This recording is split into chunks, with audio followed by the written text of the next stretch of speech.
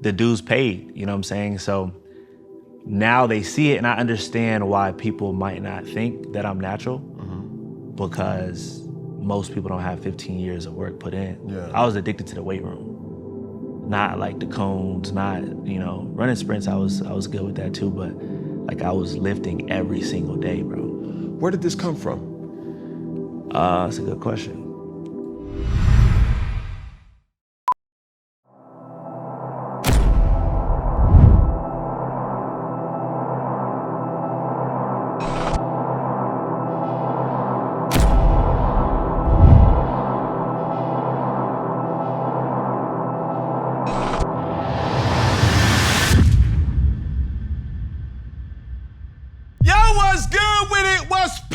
What it is, what it ain't, what it could be, what it should be, what it would be. Cam Newton's son, Mr. Boogie Doll, here with another episode of Funky Friday. And ladies and gentlemen, I promise, ladies and gentlemen, I really promise to give good content for the masses, but most of all, I promise to always keep it funky.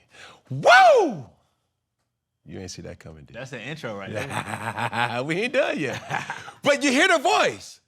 But tied to the voice, I would always hear a sound.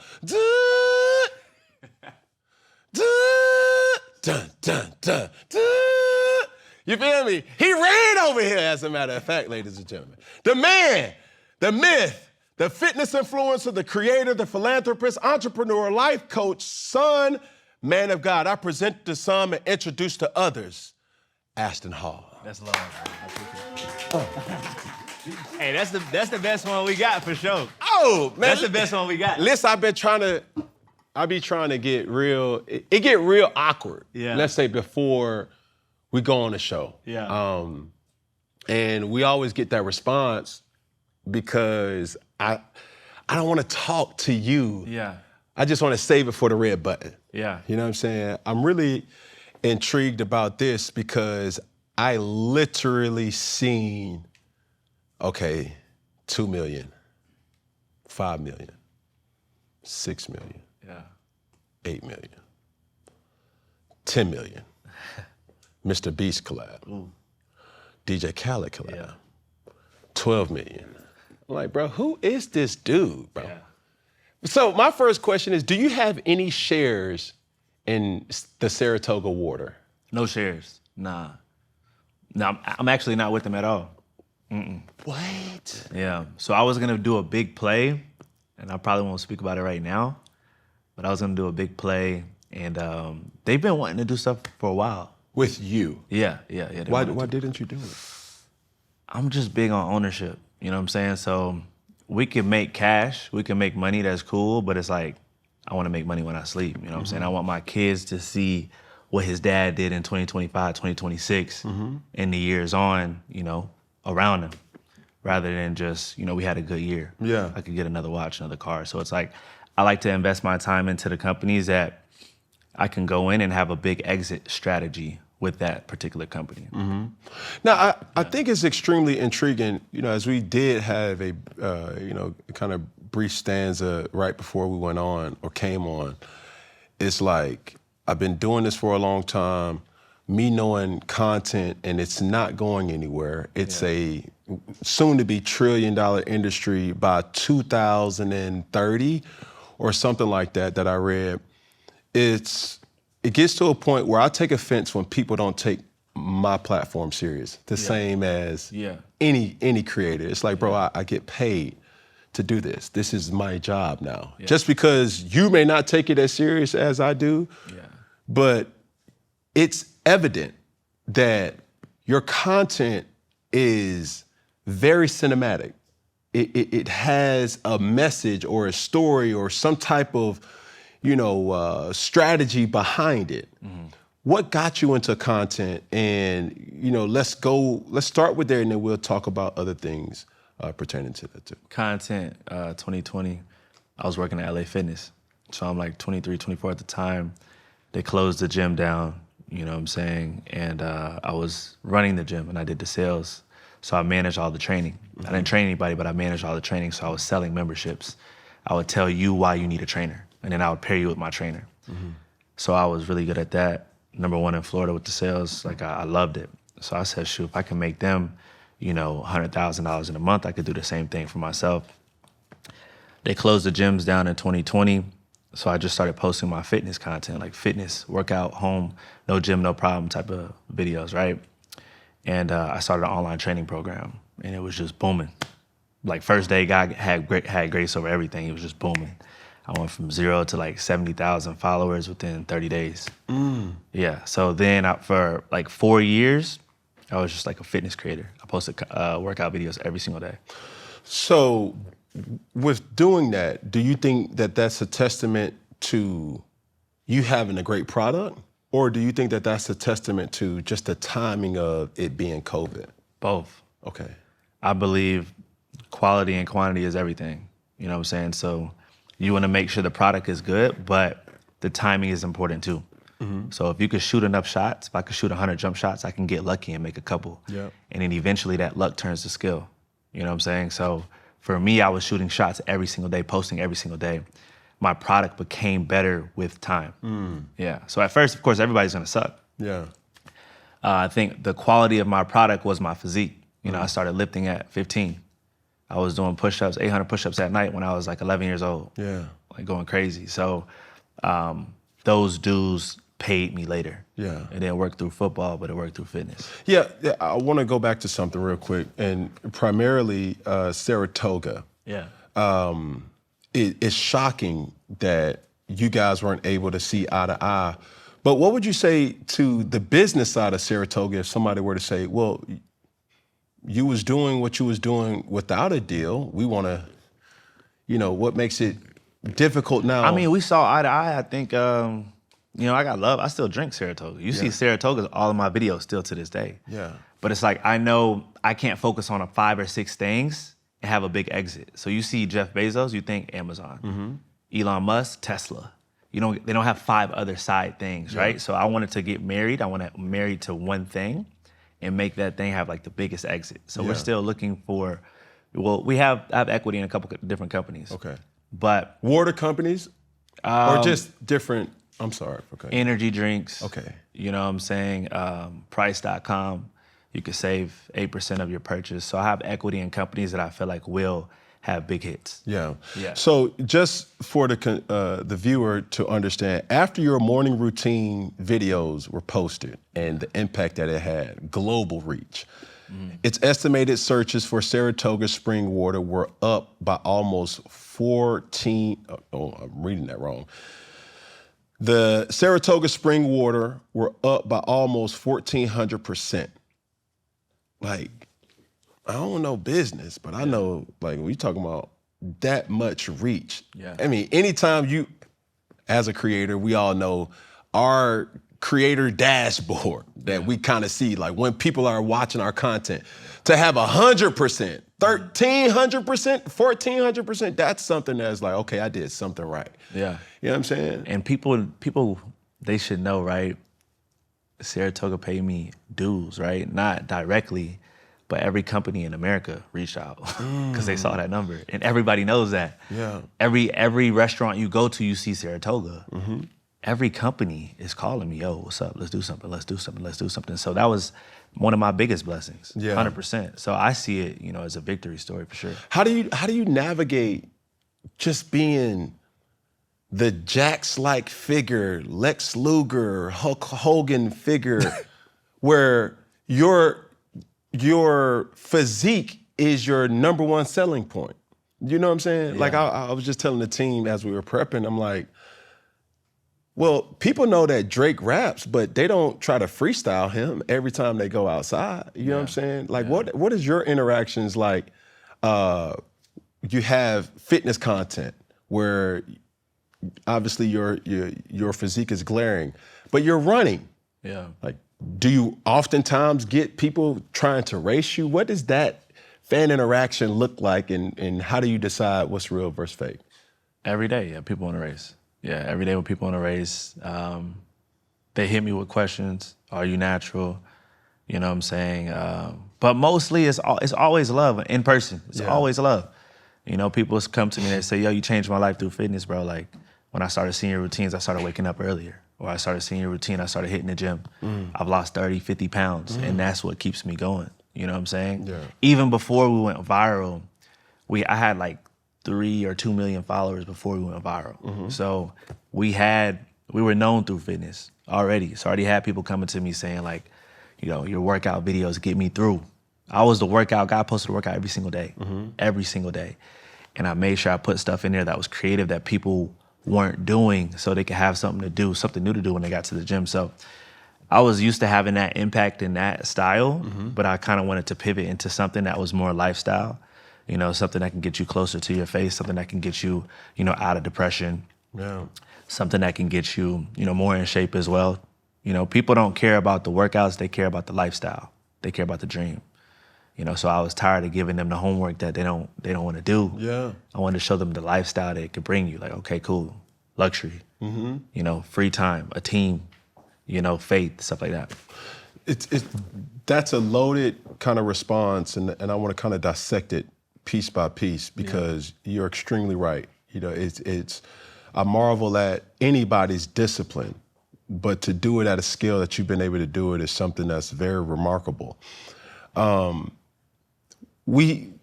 I've seen it in your comments. I've seen it when people talk about it and talk about you. Yeah. Are you natural? 100%. Like this, everything. Yeah. And we should do it. We never shared this before, but there's a video on YouTube. I was 16.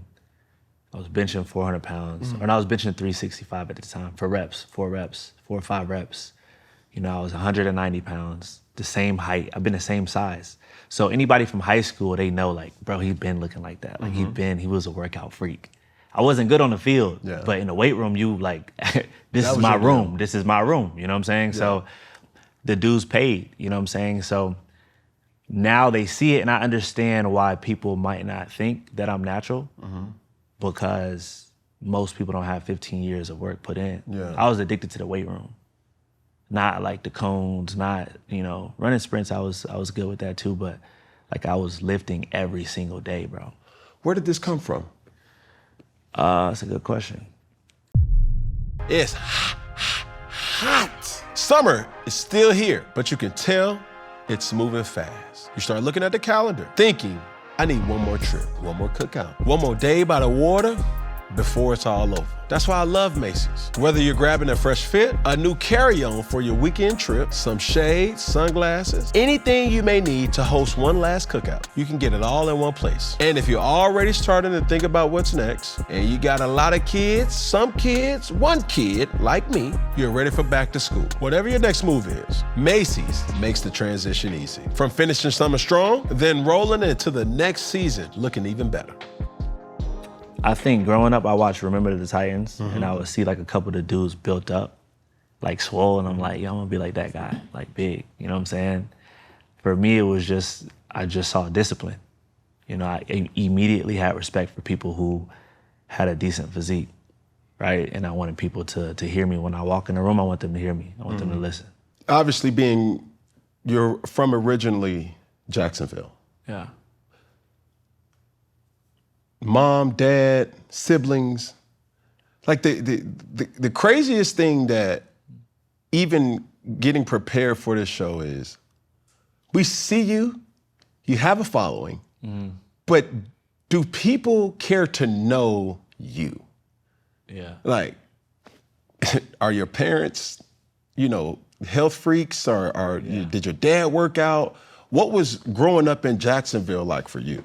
They weren't health freaks. I mean, I have McDonald's like twice a week, 3 times a week, maybe every day sometimes.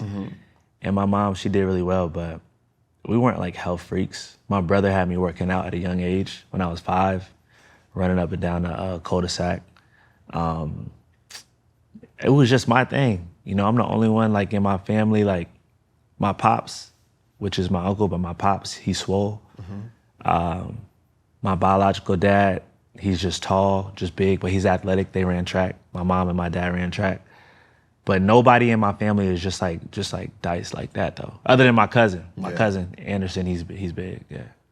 So as you navigate this thing of first life, playing high school football, bro, I've seen your story from afar, right? Because there was a lot of pushback. It's like, man, who this dude is, like, you know, he's working out. Is he natural? Okay, cool. He got biceps, douche. Triceps, douche. Thighs, douche. You know, the calf sleeves, douche. Morning routines, waking up at 4 a.m., 5 a.m., 6 a.m. It's like every single day. And it's like, hold on.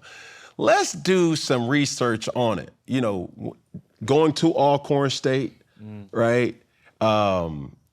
Did you play with Felix? Felix who? Who was your quarterback? Oh, Felix, yeah. You know Felix, that's my quarterback, yeah. Bro, Felix was on C1N. Yeah, So, I know that. My all-star I know team. y'all clicked up. I saw that briefly. Yeah. I didn't remember till you just said it. But yeah, Felix was the starting quarterback For sure. when I was there for like a year. Yeah. Yeah. And I see a person who it's clear you have the discipline, you have the will to win. Yeah. Why didn't that translate to on-field performance, you think? I got real top heavy. High school, I wasn't locked in. I was always failing. Always failing. I always had like D's, barely just making it through. I didn't have the energy and the passion and the drive that I have for business right now for football. I thought I loved it until, you know, I found my business, and now I know what like true love is. Like, you can't stop me from doing business. Like, I work all day. Yeah. You know what I'm saying? So I just think I didn't want it. I didn't want it as bad as the other guys did. You know what I'm saying? Yeah. Yeah. Now, is there ever something that being a creator and creating the best content that you possibly can, has there been a comment that has gotten to you emotionally? 100%. Yeah, for sure. You care to share? Yeah, I mean, it could be anything. It could be, oh, he's for sure on steroids, 100%. It could be the video that such and such made about me, like, I'm for sure on steroids. Like, that was one thing that used to get to me a lot, because you put in work, you don't want anybody disrespecting you, right? So that used to hit. And then now I see it like, if they think I'm not on steroids, I'm a little upset, because it's like, I need to put in more work. I don't want you to think this is normal or easy, right? Yeah. So I kind of like triggered my mind and trained my mind to switch my opinion about that. I mean, anything. Could be the speed comments, you know what I'm saying? That was real. For sure, yeah. You talking about us running? You thought it was staged? I didn't think it was staged. I just thought that it was, bro, we live in a world where like the most bizarre things, I didn't know how competitive you guys actually were. Yeah. I knew he was talking greasy to you. Yeah. You know what I'm saying? Nah, during the moment though, I wasn't pissed. I wasn't mad. Yeah. You know what I'm saying? During the moment, I'm just being competitive. You know what I'm saying? I came up, you know, we would race for money, or, you know, we would play video games, and we would get tight over the video game. No, for sure. We just want to win. That's it. Yeah. So I'm very competitive. So I wasn't like tight when the situation happened or went down. Afterwards, you know, there's not a lot of clips of it, but, you know, we shook hands, like, we were chilling, we're cool. Yeah. But like seeing trolls, like after a while, like, of course it can get to you. It can get to you. Being online, reading the comments, you get like 3,000-4,000 comments, everything you post, like. The memes. Yeah. The GIFs. Yeah, if you stay in the comments, it can get to you after a while, but I feel like you learn how to play the game. Yeah. You know? I think when you talk about some personas that's out there, I'm a documentary fiend, right? Like my downtime is you know, me having a documentary. I love reading the newspaper, which is an interesting thing about me.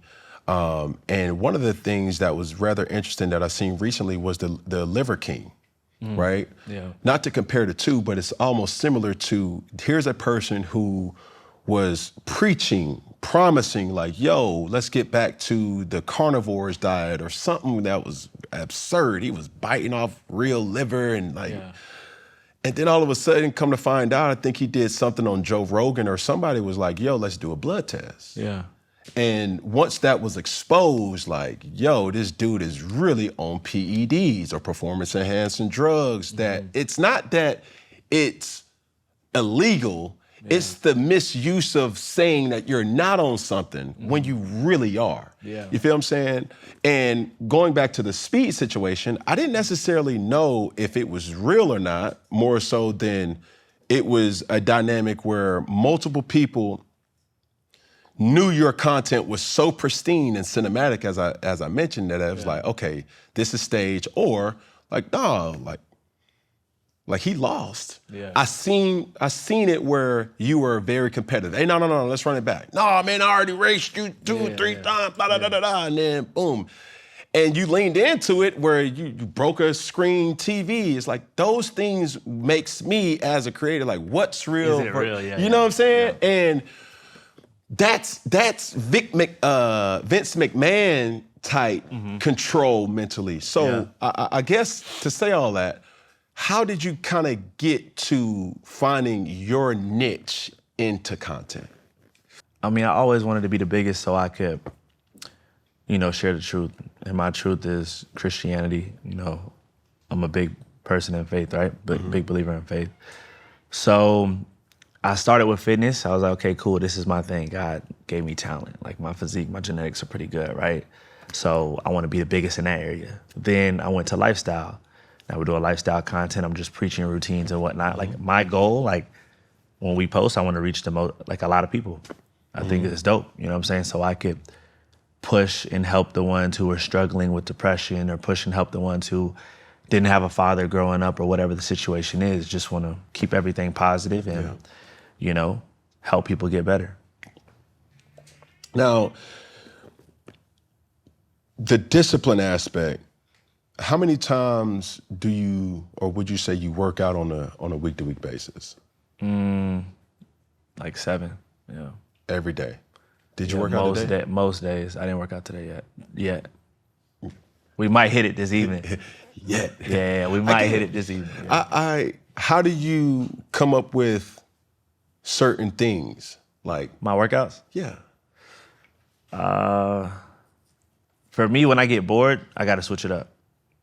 So now I've been boxing because the cardio is boring. I hate cardio right now during the season. So I hate getting on the Stairmaster. I hate, walking for 30 minutes, 40 minutes. So I box. Or I'll get into running. I'll start sprinting. You know what I'm saying? When that gets tiring, I, start weight training hard. So between the mix of those three is, what I usually do, and I just rotate it whenever I get bored so I can keep challenging myself. One thing about, going back to Alcorn real quick, and I know I'm bouncing all over the place. What did you study while at Alcorn State? Everything. I was studying. I changed the major every semester. Did you graduate? Nah. Dang. I didn't graduate. 6 years.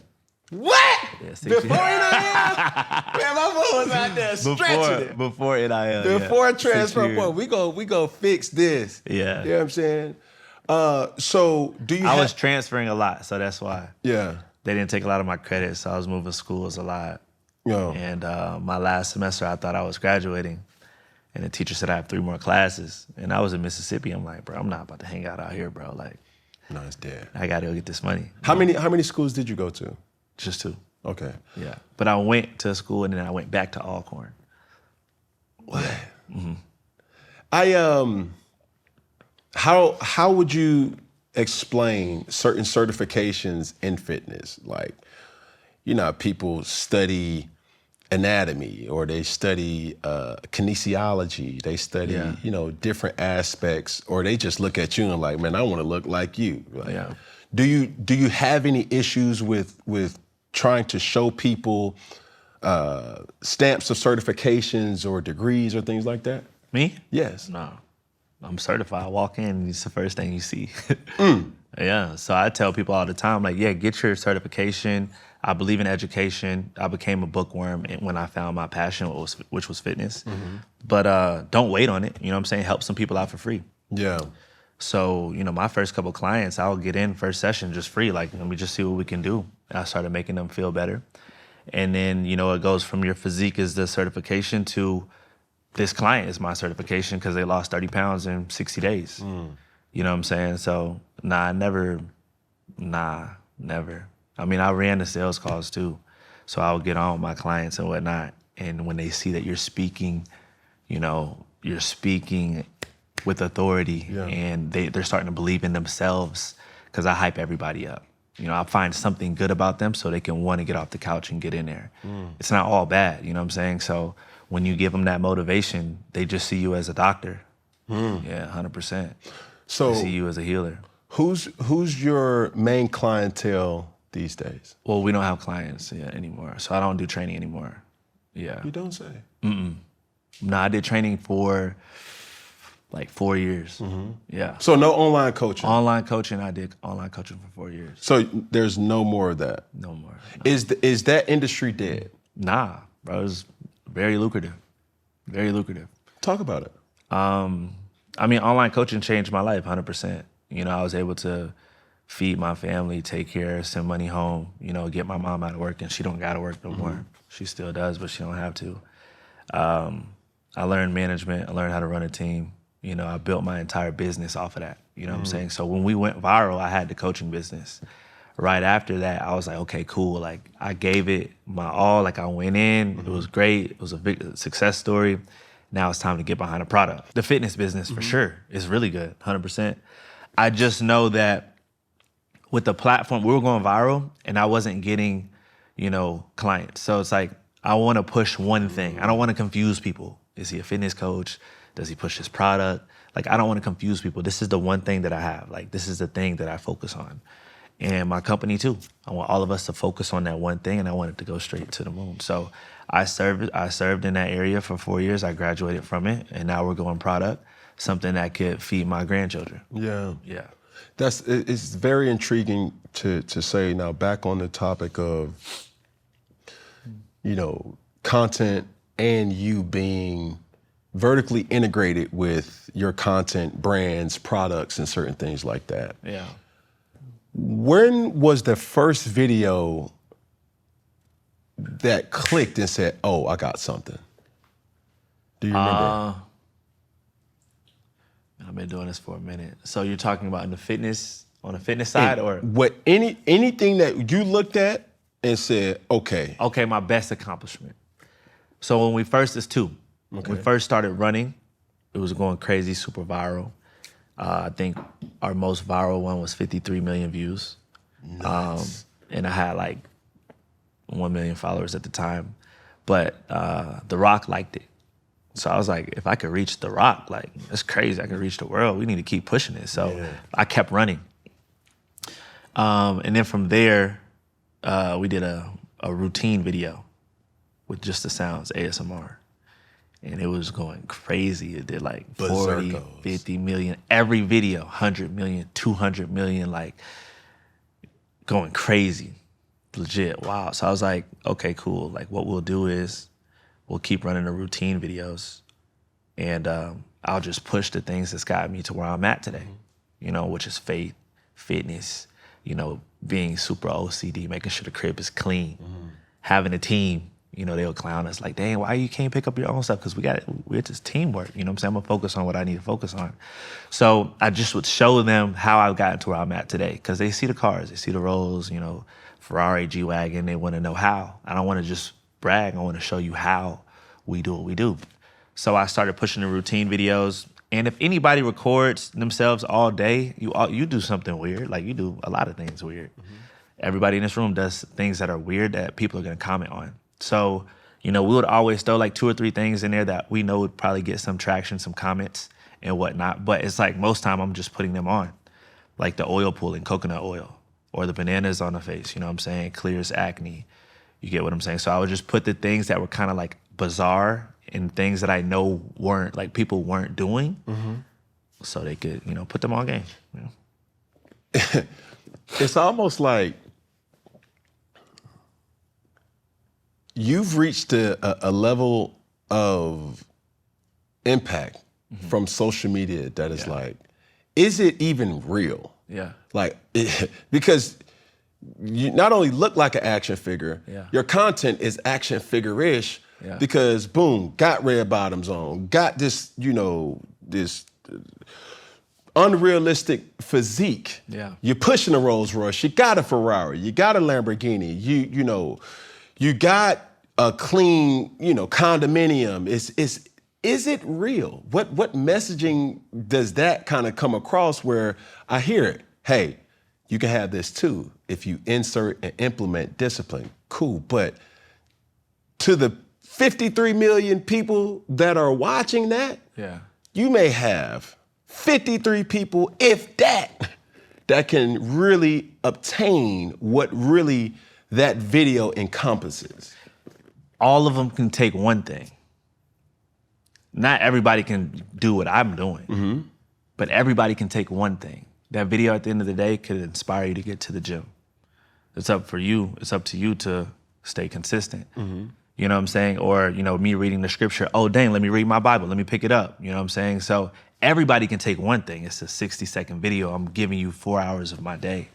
And then is it real? I think a lot of people ask this question, but I used to ask that same question when I would see that Lamborghini back when I couldn't afford it. And I realized that question was coming to my head because I believe I wasn't good enough to get it. Like, why am I just saying it's fake? Why am I a non-believer? He can get it, I can get it too. So I felt like it was just shortening my growth. Oh, he's on steroids. Oh, because I can't get that physique. Like, nah, bro, just get off the couch, go put the work in. So I feel like a lot of people say things are fake because they feel like it's so far from them. And then obviously you have other reasons too. You know what I'm saying? Obviously you got the physique. I mean, you Cam Newton. You've done your thing, right? Yeah. But you just know how the internet operates. So that's a different type of fake. But most people aren't thinking fake how you think. You know, most people are thinking fake like, I can't accomplish that. The car, it must be scam. You know what I'm saying? The physique, it must be steroids. Most people are saying that. Love. Most people are saying that because they can't find it. They can't get it. They're too lazy. What platform serves you best? Is Instagram, Is it Facebook? Is it Instagram? Is it TikTok? Snapchat? YouTube? Which one for you? What has worked for me the best? Instagram. Yeah. What do I feel like will serve? It depends what the goal is. If you want to reach the most people in the world, I would say streaming, because you need clips, right? Instagram has worked for me because, I mean, I just started on the gram, but Instagram will work the fastest. Instagram, TikTok will work the fastest because it's short clips. They don't have to invest time into listening to you at all. Like, it's like, okay, cool. I'm just scrolling real quick. I came across your video. I got lost in the algorithm. But they all just serve different purposes. Instagrams work well for me, you know what I'm saying? But we post on all platforms. We got 40 million across all platforms and only 18 million on Instagram. So I think what is interesting to see is anybody who has the impact that you have does not do it alone. I mean, obviously you're here with your team, and I want you to take some time to kind of explain, number one, how many times does it take you to create an actual routine video? Yeah. How much time does it take me? It's a good question. Like, probably about 12 hours to film it. Yeah, 8 to 12 hours to film it. Of course, we live it, right? We live it first, and then it's like, okay, cool, I'm gonna give, right? You give to yourself, then I gotta give to the world. Oh, dang, I'm successful, let me give to the world. Me making these videos, 12-hour investments, it's 12 hours, bro. I'm giving to the world. Because when I was making my first routine video, we didn't make money off of it. This was just to give to the world. It's free content, right? So 12 hours, and then to edit like another 12 to like 15 hours. Yeah. So and we were posting content every single day. Every day? Every day. Brother, we didn't miss. Oh my goodness. Every day. That's why I'm like, dog, how did every day. Action figure production output is like real, like, bro, what is happening here? They have to think it's fake, because how is he doing all of this? For real. Why wouldn't they think it's fake? Because, dog, like, your look is consistent. Yeah. Dun, dun, dun, dun, dun, dun. It ain't like, bah, yeah.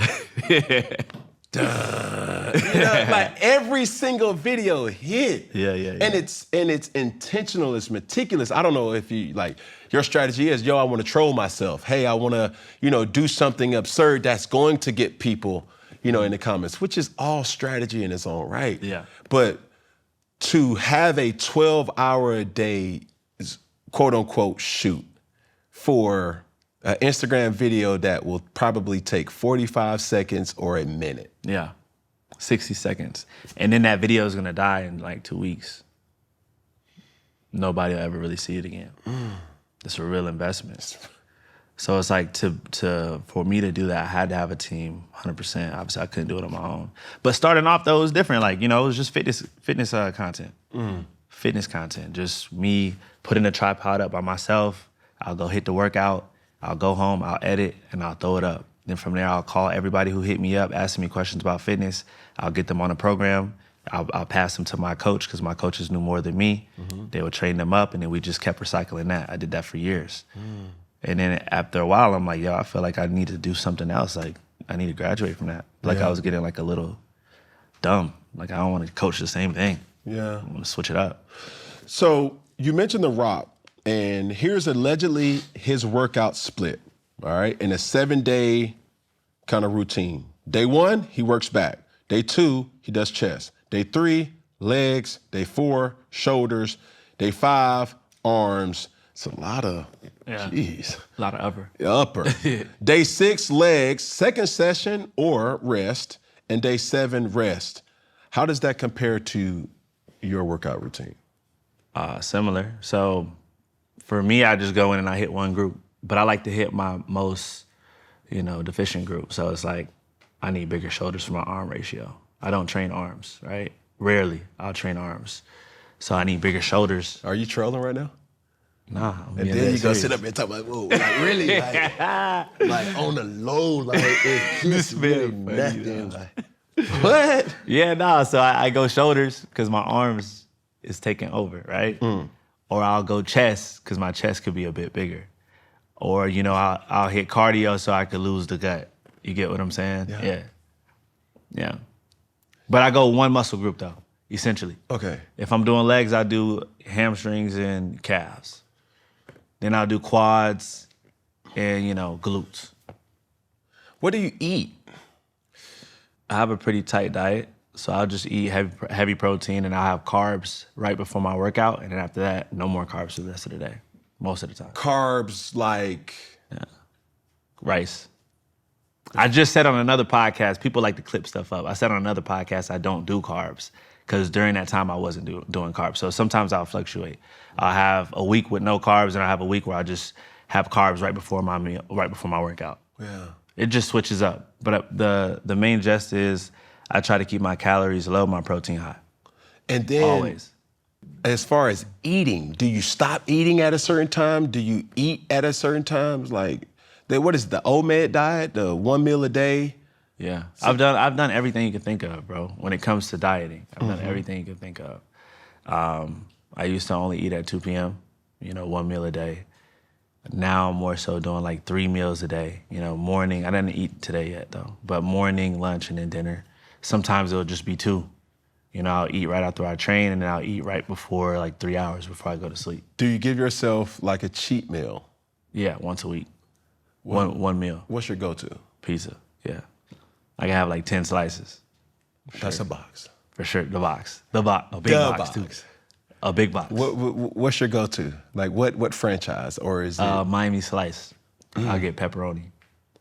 And then one has like leeks and bacon, so like cheese, bacon, and then I'll have like cookies at night. Yeah. But I just do that one time, and then after that one meal, I feel like a little sluggish. Sometimes I feel sluggish and I feel like it wasn't worth it. And then I'm reminded like why I eat healthy. And I just tighten back up the next day. You mentioned cardio strategy with boxing. Yeah. Could you ever see yourself doing a celebrity boxing match? I could, but it would have to be the right person. They would have to know how to fight. I would have to go crazy for like 6 months. I feel good with the mitts and the pads and stuff like that. But it would be something that I would want to take serious. Yeah. And I wouldn't go in there with like a troll. Like it would have to be somebody who's like, really like that too. Would you fight Speed? That's a good question. No, I wouldn't fight Speed. He's smaller. It wouldn't be a good fight. I got like 40 pounds on Speed. Would you fight Jake Paul? Jake Paul has a little bit too much experience, if I'm being honest. But he started just like you. Yeah. So if I did 4 or 5 fights, I would. But I'm not gonna just come and say, yeah, we can run it. Like that's disrespectful. You just said that. Yeah. Somebody gonna come here, to what I do for real. Yeah. And be disrespectful. Like I haven't fought anybody I haven't put in the hours that he put in. So it's like, come on, I'm not gonna fight Jake Paul. Yeah. I feel like me saying that would just be dumb. But I would fight like somebody who has a little bit of experience, but like they didn't go pro. And they have to be big. So it'll be hard for me to find a fight. 220, like it'll be hard for me to find a fight. What weight would you want that span to kind of be from? So 210 to... I'm 220 now, but I can get down to like 195, 200 flat. What? Yeah, for sure. And I'll still be... No, you don't lose that. I don't know where it comes. It got to be... You'll be dumber. Yeah. You'll lose it from somewhere. Now I look better like at 205, yeah. Yeah. How much can you bench right now? Like 450. Jeez. Yeah, like 450. I can do 405 for like 2 or 3, yeah. I never did that in my life. You ain't have to, though. You ain't have to. Bro, my workout routine... Because you were 260 when you were playing, no? I'm 260 right now. Dang. I was like 248, 250 when I was playing. Sheesh. Yeah. So you got bigger. Yeah. After my rookie year, bro, when I started to see, I got to beef up. Yeah. Because it was the impact of like absorbing hits. Yeah. And I knew I did not want my game to change. The biggest misconception for me, I knew I was never going to play 15 plus years. It just wasn't realistic. Really? Why? Because how I played. You know what I'm saying? Take the hits. Like, bro, it would feel... You used to lay the shoulder down. But I was always... I never ran over a person that I knew I couldn't run over. You feel what I'm saying? It's like, I know I got just him. relax. Come here. You know what I'm saying? Yeah. But after games, whether I ran or not, it always felt like I got into a car accident. That impact. And every football player knows like that feeling. It's like, golly, bro. Yeah. It's a good feeling because it's worth it when you win, but waking up, bruh, finger jam, it may be dislocated to shoulders to just body. It's a lot, bro. You played like 8 years, 10? I got 11 years. Sheesh. But that's a successful career, though. That's 8 good. premium. Yeah. 8 premium. I think, when I look back at it, bro, I everything that I ever thunk as a child, as my son's running around here or my kids, it's like I got it from football. Yeah. You know what I'm saying? Yeah. Like I've always wanted to be able to tell mama, quit that job. I got you. Yeah. I always wanted to tell my dad, hey, Pop, let's go to the dealership. Like those type of things. I always wanted to be able to say, hey, my children, I got college funds if y'all need it, but y'all going to go somewhere that they're going to pay for your scholarship off of the discipline that football has taught me. So that was always in my deck of cards, I feel like. And I never wanted to not play how I needed and felt confident in playing. Yeah. Did you ever think or ever tried to get into bodybuilding? Nah. I did like maybe for like 2 or 3 weeks. I just realized like just like the high-low, gaining a whole bunch of weight, then losing. And then you have to juice up if you want to go win Mr. Olympia. And but really, there's natural. Yeah, but also like the concept to me is just weird though, respectfully. Like, explain. It's just, like me getting on stage to be judged by a dude, like, oh, you're number one. Like, you know what I'm saying? It's not really my thing.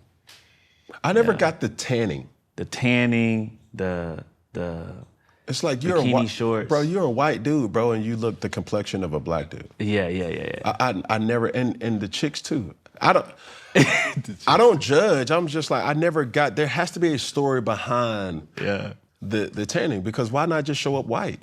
Why not just show up? You're gonna look more defined. What? You're gonna be more defined with the shadows and whatnot. So that's why they tan. But it looks crazy though. They don't look good to me, respectfully though. Because they put in work too. It's a real sport. Yeah. It's a real sport. But for me, I go for health first. Everything is health. Health, I'm big on health. So I wouldn't do steroids. It's not healthy. I could never do steroids. Not to, I'm not big on needles. Yeah. Like needles cringe me out. Yeah. You don't get IV? I never was the dude that run it. Like, we had teammates where, like, before the game, they would run to the stadium, bro, I need to get IV, I'm first on the table. I'm like, man, I can have that. Just give me some Pedialyte and some Gatorade. You ain't do recovery? Not with IVs. Not IV. Nah, it was, unless it was a severe case. Yeah. I can count on my hand how many times I probably got an IV. You didn't do STEM? What do you mean? No, you know what? The that's acupuncture. Yeah, that's and dry needling. Okay. That's and that was a little kind of spooky to me. Where you did that a lot. I had to, bro. I had to. It's effective. It definitely is. But when you hear what's my guy from? Was it T.J. Watt or somebody? It hit a wrong nerve or something, bro. No. Shut it down. What do you mean? Paralyzed? No, not paralyzed. It was two cases. Tyrod Taylor, when Tyrod was in the Chargers, the Los Angeles Chargers, I believe, he punctured something, and it was crazy. And then I believe it was T.J. Watt. It was a defensive end, I want to say. But so he just got injured, but they came back though, like no, they full definitely recovery? did. They Full definitely recovery? did. Okay. But Tyrod's situation was very unique because if it was me, I'm suing. Because now, at that time, he was a starter. He then had to give up his starting position because he was hurt because of what a doctor did. Sheesh. This is real situation. Huh? As a backup quarterback, you can probably stretch it for 10 mil, 12 mil. As a starting quarterback, brother, you're getting a 60 ball a year. He didn't sue? No, he didn't. That's why I'm like, bruh, no, we got to talk about this. Somebody got to. You should have brought him in. You know what I'm saying? Hey, we got to talk to me. You got to give me something up under the table or something because, no, that's two different type of monions. Yeah. So then it was that I was like, yo, that's why I don't mess with them needles. Yeah. So then those situations are serious, dog, but I get so freaked out about needles. Yeah. How do you feel about football in general, just like taking the hits to the head? Like, you have your kids playing football still? Yeah, they locked in. Oh, you cool? Like, you chilling? I think... You think CTE is real? I do think CTE is real. For real? But I think the education of the sport is not being served properly.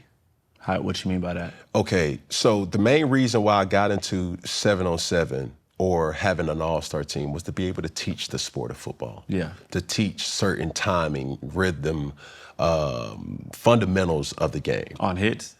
No, it's a contact-free sport, but I treat it like a mentorship in real football season during, their actual season. So, doing that for 15 years, you see a kid who's at a high school that's like, bro, your coach don't know what he's talking about. So it's not for me to just be on the cage talking about, hey, bro, nah, come over here. Let me tell you what you're supposed to do. It's just to be a resource in that specific person's life. When I see the state of football now, I never coach my sons because I've always felt that my dad never coached me. He always wanted me to adhere to another authority, and he coached me at home. But even for them, in our culture that I've only seen predominantly, they're not teaching the fundamentals of tackling. Yeah. They're not teaching the fundamentals of football. Yeah. And therefore, they lead with toughness. And toughness does have its perks, but toughness can get you hurt in a permanent level. Crash out. You know what I'm saying? So it's like, hold on. We're going to do it the right way, and you can be tough doing it. Not ducking your head, not, trying to have bad form. It's like, bro, the object of the game is to get that person down. That's what a tackle is. Yeah. When you lead in with, like, hold on, slow down. I just would challenge more coaches to teach the fundamentals of football. Yeah. Because when you mention CTE, when you mention, brain injuries, those are long-lasting, impacts that can impact families, can impact relationships, And it's definitely, something that can have long-term implications. Yeah. Have you had any type of, ramifications from your football career? I always play with a headache. I played running back coming up. And in Jacksonville, we were taught, whoever didn't care about their body was going to be the best. You know what I'm saying?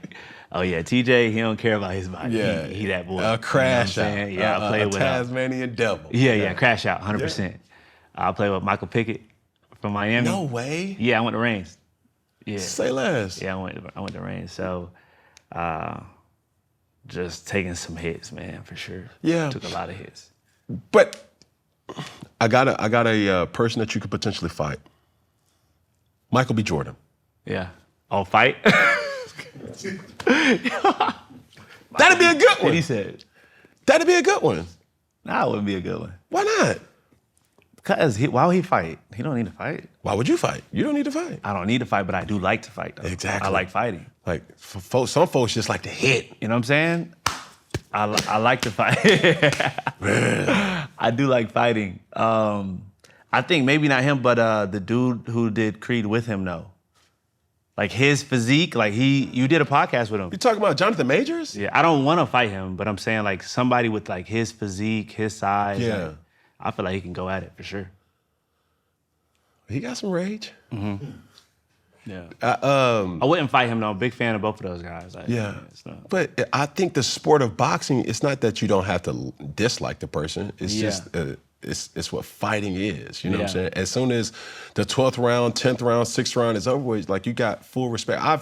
I haven't seen too many fights outside the Khabib McGregor fight where after the fight was over, it was still tension. Majority of the time, and even in sport, you can have and speak however you want to talk, but for the most part, it is good intentions. I think with fighting though, you have to want to fight somebody who is into it too. You know what I'm saying? Yeah. Who's somebody who takes fighting pretty serious. But I'll tell you this. Because otherwise, why you want to just fight somebody? You know what I'm saying? Nowadays. But you think they was trolling you because of speed. Yeah. You get knocked out, bro. Oh, it's bad. Oh, now? Yeah, now it's bad. Yeah. Your boy who you just had on here, I'm bad with names. Dang. DDG? Ray J. Oh, yes. He took an L. He was what in happened? the metaverse. What happened? I thought he was going to win. I didn't. It's certain things that you see in people, it's you ain't never got into a fight a day in your life.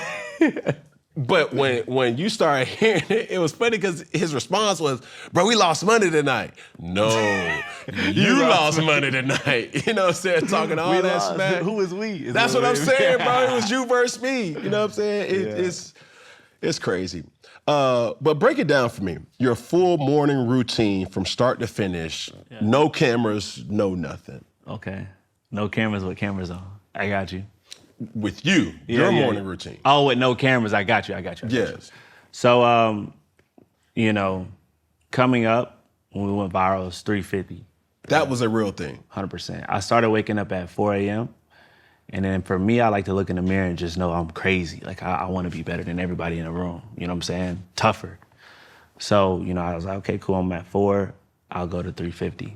Started waking up at 350. And this was I changed everything probably within, I would say 3 months. I would just wake up at 6 and then 5 and then 4 and then 350 came. Okay. If you're waking up at 350, yeah. What time are you going to sleep? 8. Okay. I'm in bed. The goal is to be in bed by 7:30. The goal is to take, my hot bath around 6:30. So it's not like I'm neglecting sleep. I'm still getting my 8 hours. That's the goal. Mm-hmm. And then I'll have some nights where it's okay, cool, we go to sleep at 12, but I don't want to knock my routine for the rest of the week and wake up at 8 or that day. So I wake up at 3:50. I go straight to the shower, take a cold shower. Then from there, I'm oil pulling. I do my push-ups, get the blood flow. So a lot of the things that I do today comes from my team. You know what I'm saying? So they'll just send something to me, hey, we need to work on this, we need to work on that, And oil pulling is something that actually brought to my attention. I started trying it, and I just stuck with it because I'm a geek like that. I want to just be 1% better, just a little bit better each day, and I know it's gonna pay me, right? So I'll oil pull, then from there I'll do the push-ups, get some blood flowing. I'll get straight to the word. So I'll read, write, pray, journal, stuff like that. And then I started working. This was when I had the coaching program. So I wanted to have the best coaching program ever. I wanted to bring doctors on. Like I want, whatever I do, I want to be the best at. Yeah. So I want to have a doctor in a coaching program. I want to have the best coaches in America running the coaching program with me, right? So I would put, after about 60 minutes of being up, I would put like 30, 45 minutes into focusing on, okay, cool, how can I make this a better offer for my community so people can see better results? Is this sustainable though? Yeah, for sure. It's 8 hours of sleep. No. If it wasn't 8 hours of sleep, if it was 2-3 hours of sleep, no. But I do believe some people need to be in that season where it's like, you're not really sleeping that much. You got to grind, bro. The reason why I say that is this. Let's look at everybody that's watching this show right now. Got VJ, you got Rich, you got Shells, and I go around the whole room of individuals. Your team, my team, everybody. Yeah. Doing your routine, how many people will do this? Not for 1 week. Let's just give it a year. 30 days. 30 days. All of them can do it. They'll just have to say no to a bunch of distractions, and that's a good thing. Okay. So I was in the season, right? I'm not saying you need to do it forever. It would be hard to do it forever because you might say, yo, Ash, let's go to dinner at 7:30. Yes. If I did that, I'm screwed. Yeah, you're So during that season, I was like, screw all distractions. I didn't want to go out with no boys. Okay. I didn't want to go on any dates. Yeah. You know, I was just literally just chilling. Okay, cool, 6, 7, I'm done. Yeah. I'm cutting it off. And in the rest of those 4 hours where I'm scrolling on the phone or hanging out with people that's not bringing my mom a paycheck, Yeah. I'm gonna use those 4 hours, put it to the forefront of my day and focus on building the business, building the company. Yeah. So I feel like, you know, for anybody who is stuck somewhere, you know, anybody who wants to grow and you feel like you suck right now or you're just stagnant, you need to switch the routine up. It's all the routine, you know? Yep. So going to sleep earlier, waking up earlier, focusing on yourself. You work a 9 to 5, right? If you work a 9 to 5 and you wake up at 4 a.m., you're chilling. You get off at 5, you go to sleep. 4 a.m., you can focus on your thing. 4 to 8 a.m., you can focus on you. You might get off at 5 p.m., you eat your food, you gotta go to sleep. You're just locked in. But you are also talking about a person that you have any kids. No kids. Are you in a relationship? Nope. Right? Bro, I got 9 kids. 9? Nina. Nah, you got 9? You got 9? Huh? So you and your partner have 9 kids? No. I got 3 3 beautiful mothers of my children. 3 partners. Yes. Hey, Kia. Hey, Raina. Hey, Jazz. Yeah. Which one of them you with still today? Jazz. Oh, Jazz? Yeah. Locked in? Yeah, we locked in. Okay. Yeah. How long? And I'm able, this 7 years. 7? Yeah. So I'm able to speak about that now. Like, you think, well, you never admitted it, but I troll myself a lot. Yeah. Like, I told you, I don't take myself serious. Yeah. And so it's hard for my team sometimes. Like, no, we're not putting that in the show. Like, you can't be talking about that. Yeah. But I'm like, why not? Like, you know what I'm saying? It's like, it's you. You gotta That's laugh, who you bro. are. Like, That's I'm who you are. telling you, like, I don't take myself serious enough where I believe in respect. Yeah. You know what I'm saying? Like I told you before, like, bro, I'm not trying to disrespect you. I mean, that's you off camera, though. Yeah. So that's cool. You know what I'm saying? Like, I don't think anything's wrong with you being you on camera at all. But when people hear certain routines, it just has to, it's important for it to fit your lifestyle. Yeah. Because oftentimes when people see my physique, it's like, bro, the foundation of my physique happened when I was young, broke, hungry, and ambitious. It's a different camp. It's a different camp. They don't know bro. that, though. They don't understand that. You see what I'm saying? So like when you're saying certain things, it's music to my ears to hear. It was the season that I was in. It was a season. Because those moments really shape who you really are. Because I think even in relationships, the biggest issue that one could have is like, bro, you don't rock with me no more. It's like, bro, like my children are my focus right now. Yeah. Like I got 3 football practices that I got to attend to, and I got a fashion camp today. So you're active. Like, bro, no, I'm not a deadbeat, bro. Stop playing. No, bro. I'm like that. there. My son That's comes respect. in, he gets content in. You know, my daughter just started her new job. You know, they're trying to do summer programs to get, you know, more money. Those type of things are important to me. So finding a routine that's sustainable is also important to that said individual. And everybody's not gonna be Ashton Hall, bro. But you have to also understand, like, if you could commit to 2 days, all right, 3 days, all right, but you start trying to do 1 day and then everything else ain't matching that 1 day, then you're not gonna get no type of situations from that. Yeah. So what is your type, though? As far as women? Woman, yeah. A girl who loves the Lord. Could you date a person where, let's say, her faith was not... Caregiver, for sure. Caregiver. Somebody who wants to take care of their spouse or their partner. No, I'm talking about her faith wasn't with your religion. We could be friends, for sure. You cannot... You couldn't be with her. I couldn't cross that line. Okay, but I'm glad we're having this conversation. But what if that was your role for her? Yeah. As a friend, for sure. You see what I'm saying? If you cross the line before, it's like you don't have God in the relationship. So it's like, if you're a Christian and you're talking to somebody who's not a believer, like you can be friends with them. I'm friends with anyone, right? But I'm not gonna share a life with them, no. I'm not gonna set myself up to wanna share a life with them when I know we don't have the same beliefs. I don't think it ever starts out like that. Yeah. I think the first sign of liking is what you see. Yeah. Like, oh, dang, she fine. Okay, cool. As you get to know a person, Yeah. it's like I heard on an interview where it's like, like early in a relationship or early in y'all interaction, you can tell if she's the one or not. Like, how soon are You're you asking me? Yeah, for sure. I mean, I've been single since high school. I'm 30. So, sorry, this going. I'm 30, so I wouldn't really say I'm like an expert in that area. But I think it could go both ways. I think you could, I think that you can know early, but I also feel like you could fall later, depending on what the relationship is. And I think it could be successful, you know, either way. You haven't dated a girl. I haven't been in a relationship. I've dated, I've been on dates, you know, I've kicked it, stuff like that. Okay. But I haven't been in relationships since high school. Okay. And that was just one relationship. Where's she at now? I don't know where she at, to be honest. You a running back, so it ain't no telling. You can run it back. You know what I'm saying? Boy, this Bo Jackson right here. No. I think she might be in Atlanta. She might be in What? She might be in Atlanta. Oh, well, you definitely running that back. Baby, listen, the dude that you used to know, name that douche, you ain't seen it. Dun, dun, dun.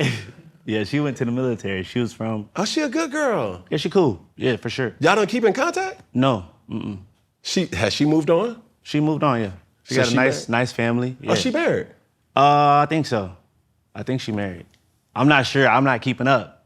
I don't follow her or anything like that. You're lying. I promise. We all keep up to catch up. That was 13 years ago. We judge. 13 years. So, man, I still keep it. I done tried to find my high school sweetheart on Facebook, Instagram, Snapchat, doggone Ancestry.com. For real?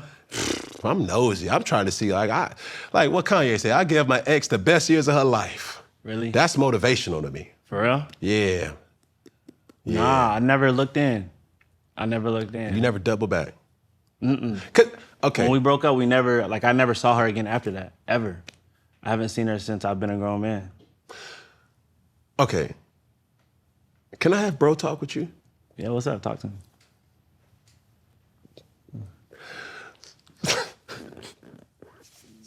Look at Dante leading it. I'm trying to like, oh shoot, here we because go. this is bro code, brother. When you're like you don't date, you haven't been in a relationship since high school. Yeah, yeah. So, but you popping. Mm-hmm. Then it's like, bro, when the last time you slid in a DM? In a DM? Yeah. I never go in a DM really, like directly. I always make sure it's like PR for sure. So how do you? Because I'm never gonna come at a woman like, oh, you're gorgeous. Like, of course, yeah, they look good. Like, you know what I'm saying? Like, I feel like a relationship should be built off of a friendship. That's how I would want my relationship to be built off. You know, I don't want to come in and say, oh, you fine. Like, I would never. How do you meet your woman? Or the woman that you're attracted to? How do I meet her? How have you met them in years past? Not the ones that we've obviously heard point blank period that you haven't been in a relationship, but that doesn't mean that you haven't been interacting with different people. You feel what I'm saying? Yeah. I'm never really out too much in public, so messages, 100%, like DMs. Yeah. Mm-hmm.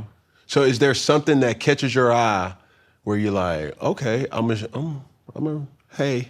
Are you a hey guy or are you a like, let's get a workout in? It's more so like maybe whatever they have going on, like business, fitness or something like that, you know. Does she have to be in fitness?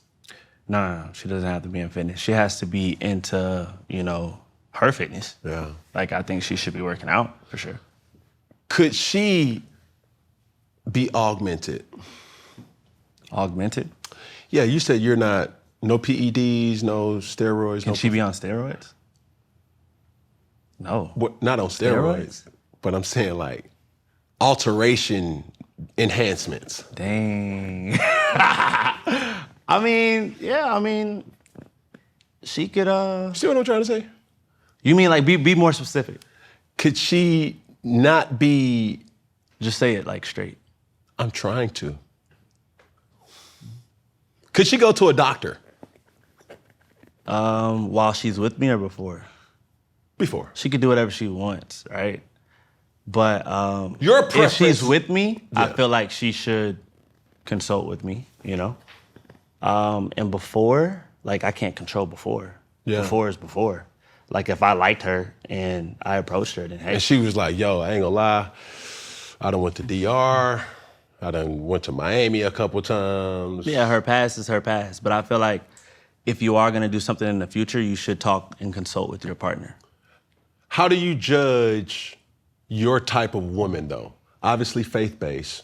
Give me another list or some more. Faith-based, into her health, into her, you know, appearance, wellness in general. Caretaker. My mom took care of me crazy. Submissive. Is that submissive? Submissive. Yeah, submissive. I think that's the main.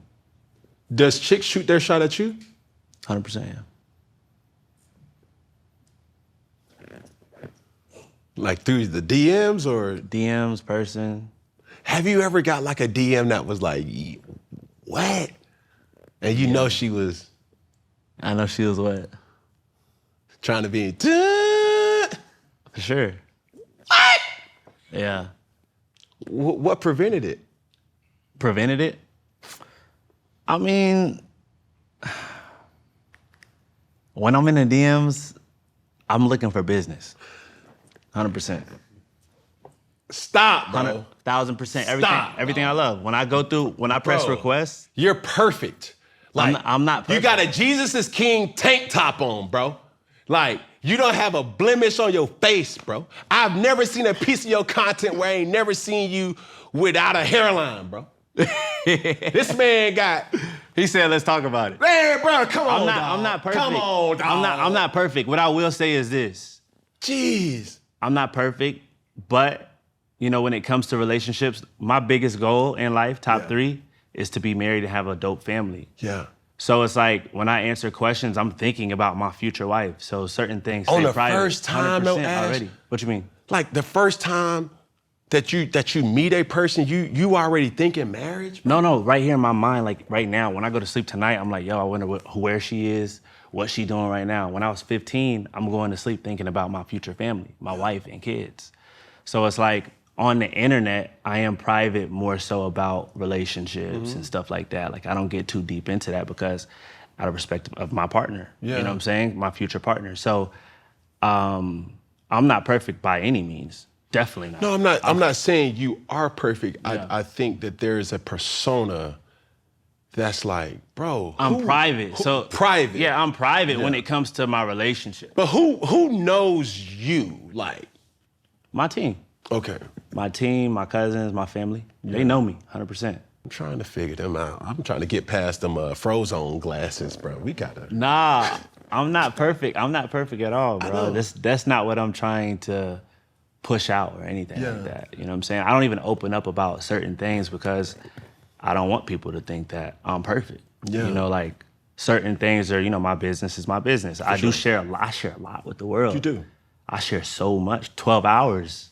I'm giving 4 hours of my routine when I could put that 12 hours into my own day and try to just go run up more M's. You know what I'm saying? That is also edited content, brother. It's edited content, 100%. So it's not 12 hours of just keep it going, keep it going. Oh no, we go live too. Yeah, we was live in India. Trust. Yeah. And I want to talk about that, but it's like you are very intentional.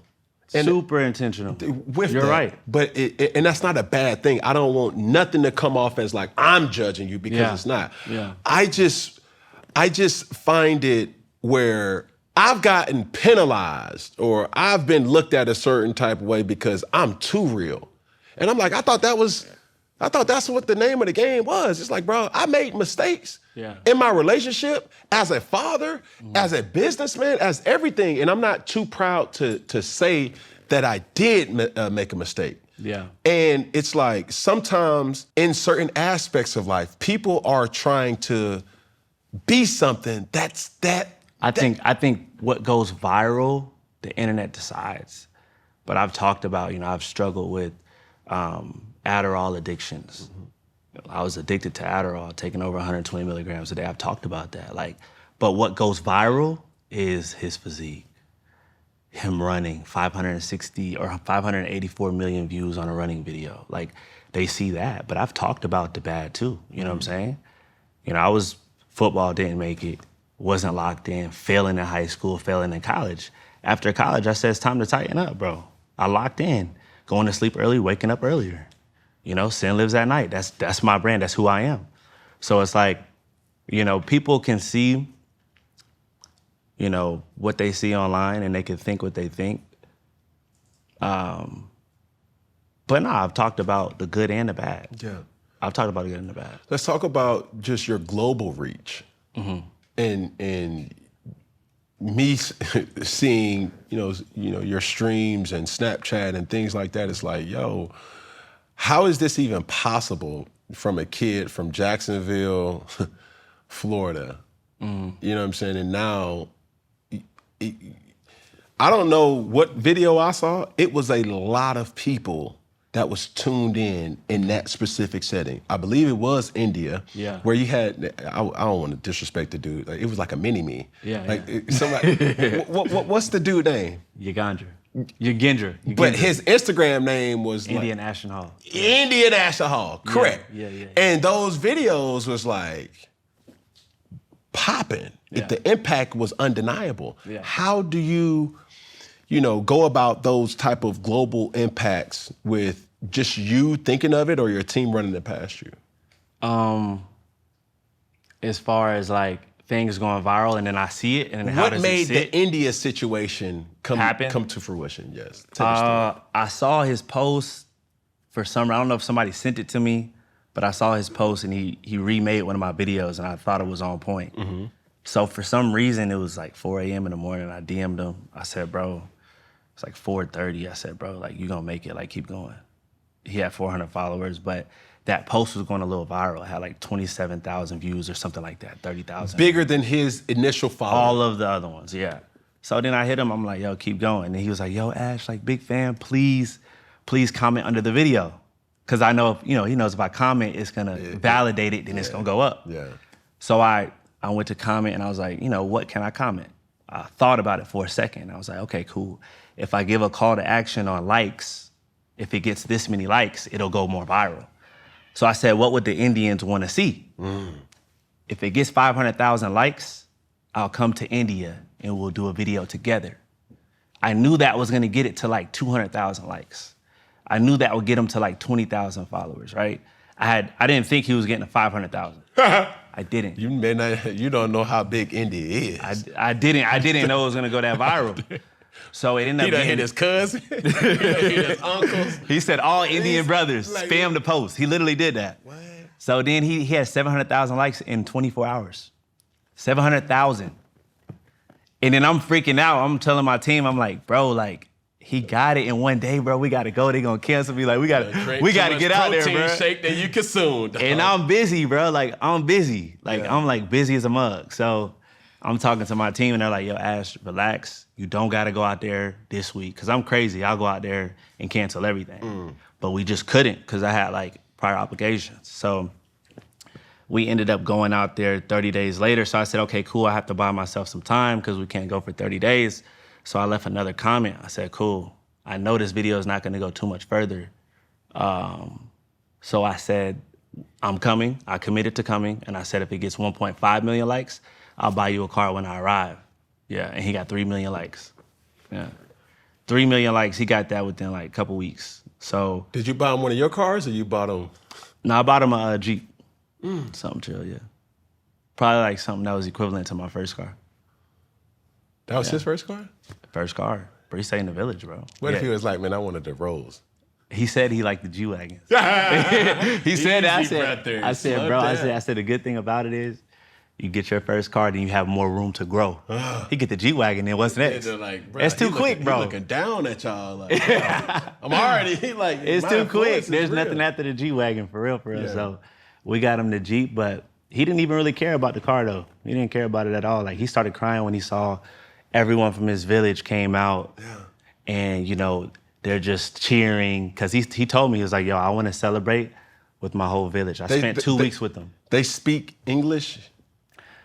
Nah, probably like 40%. Okay. So, but they know a little bit. You had a translator? I had a translator. Okay. But I could understand him a good bit. Okay. I spent 2 weeks with them.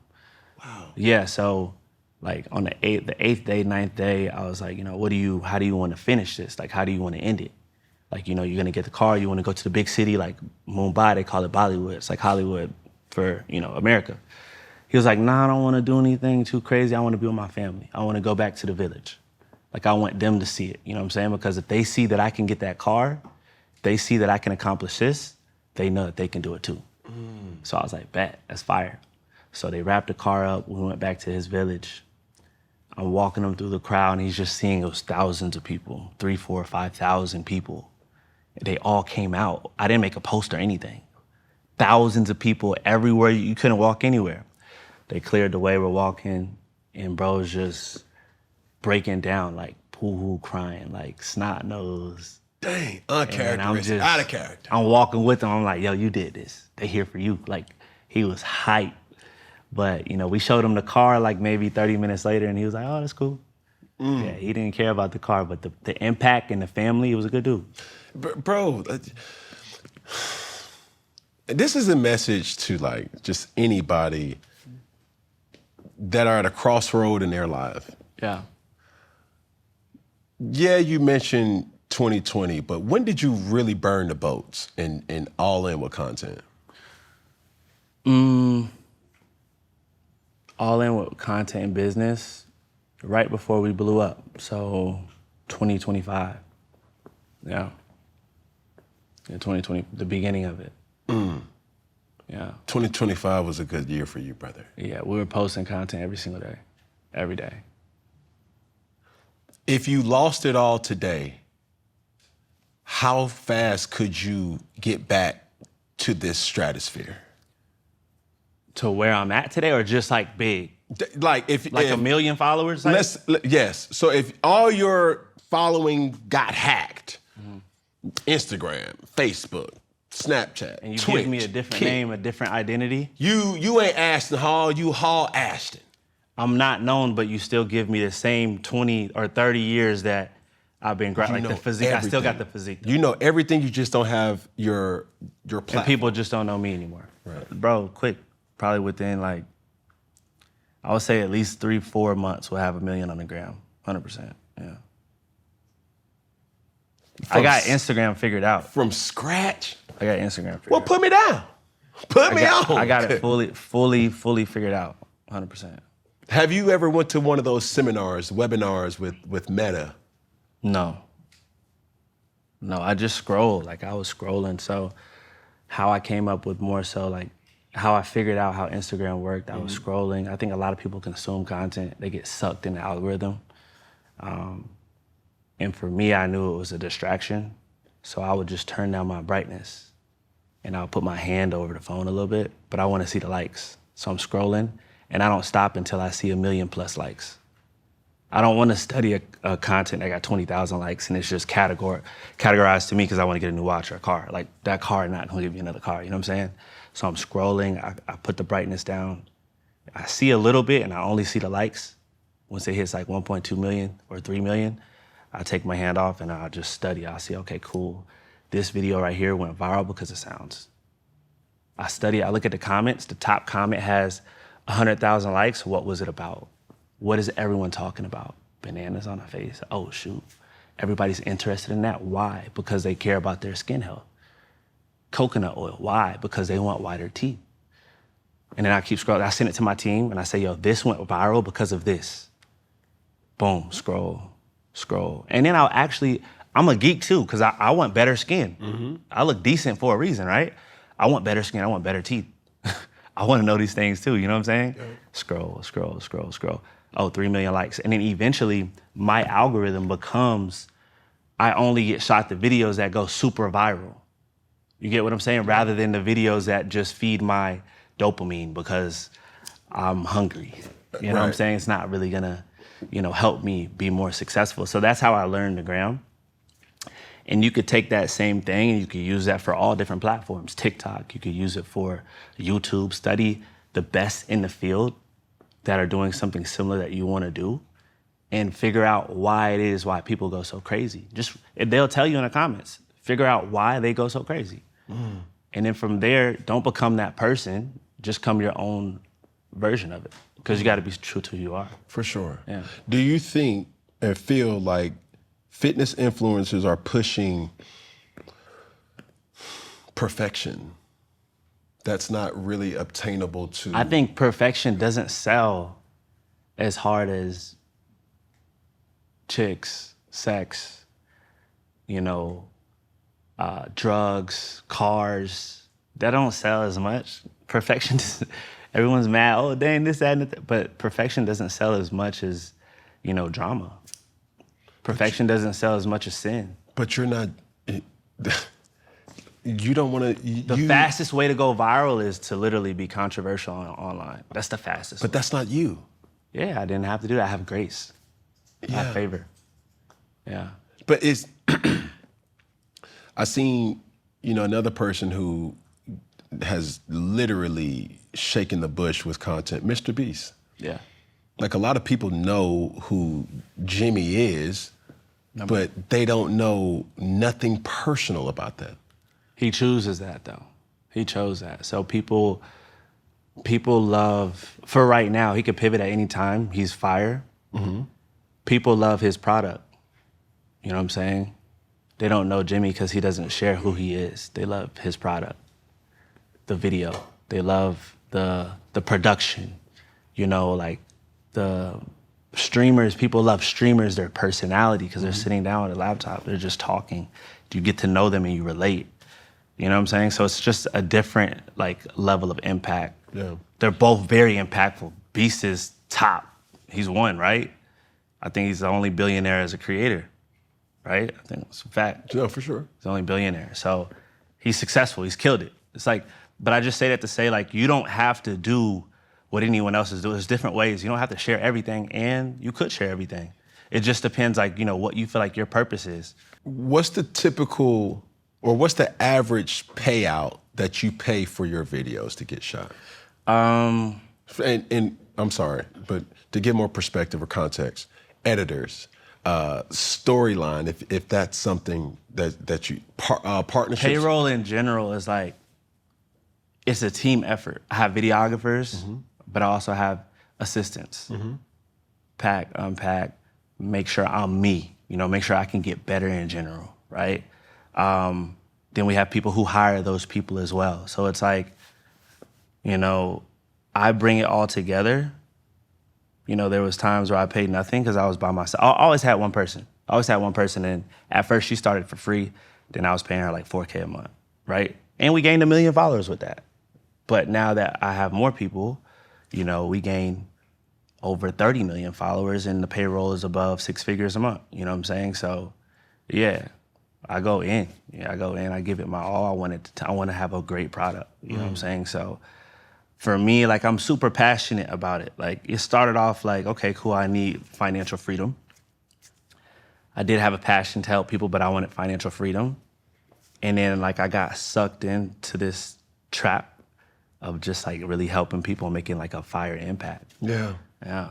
There's been something that's really been on my mental here of late, and it's really the disconnection between man and woman, or woman and man.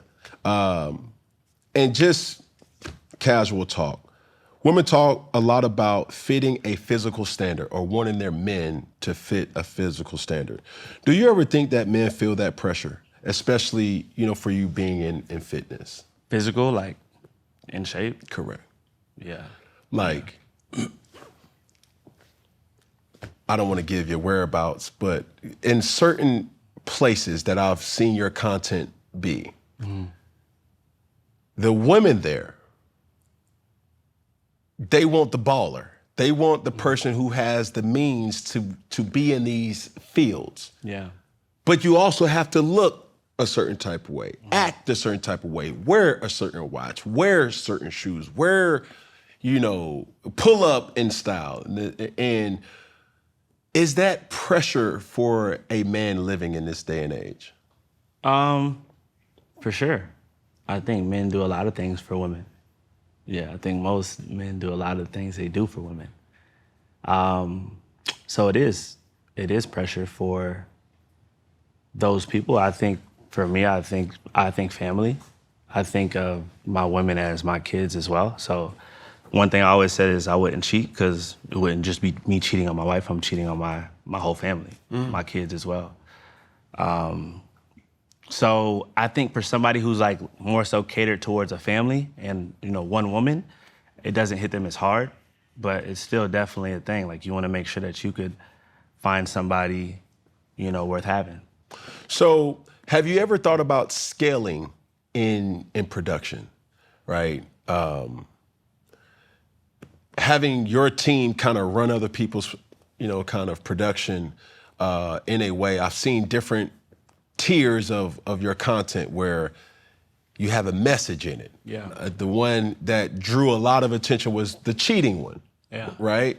Then it's like what men's expectation is for like all these type of things. Have you thought about scaling it, or you're perfecting your branch? Scaling like the production side? Scaling more talent around. 100%. Yeah. So we signed Indian National Hall, Yugendra. What? Yeah, we signed them. So I signed them. I took them in because I feel like, in America, you have 1 million followers, especially if you don't have that.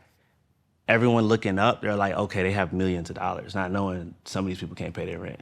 You know what I'm saying? So in India, what you think they're gonna think? This dude went from 400 followers to 1.3 million in 20 days. He gained 1 million followers in a week. So they're all thinking that he hit the lottery. So he's like, already, I can't just leave him and just say, yo, figure it out. Yeah. You know what I'm saying? So we handle all his brand deals, his partnerships. We send him a monthly stipend. I'm not earning anything on it. I just wanted to take him under my wing and, see how things go. But that's the first person that we signed. And we're going to Africa to do the same thing. Wow. So we'll see how it goes. It wasn't like it's not monetary for me. Everything always starts with like, do I like to do it? Would I do this for free? Yeah. And if I'm being a good steward and I'm doing it well for free, then let's monetize it. Just how you like to talk to people for free. Yeah.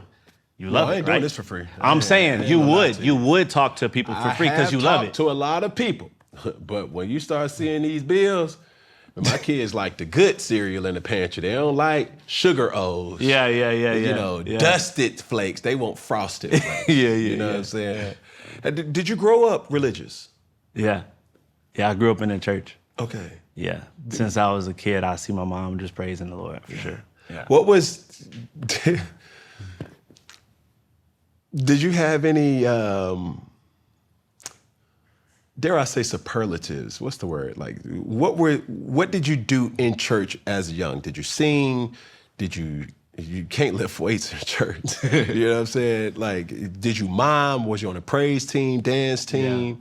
Yeah. Like, I wasn't on any of the teams. We went to church every Sunday, most of the Sundays, but for some reason we didn't get like involved like that. Okay. But like on Easter Sundays, I would have to say like a little, something like a verse or something like that. Did you come from the cloth? Now here we go. Did you come from the cloth where you had to memorize it, or you just had to say something? Oh, we had to memorize. It was a big deal. Yeah. And I hated it. Yeah. I had to get in front of everybody. Yeah. My team don't even know the story. I go to the old school. We're from the country, so my people from Lottie, Florida. That's like an hour from Gainesville. Way more country than Gainesville. So we would get up there and we would say our little script and whatnot. And that was my thing. And I was real big on gospel always. I loved music. Yeah. So I would be singing. What's the biggest misconception about Ashton Hall?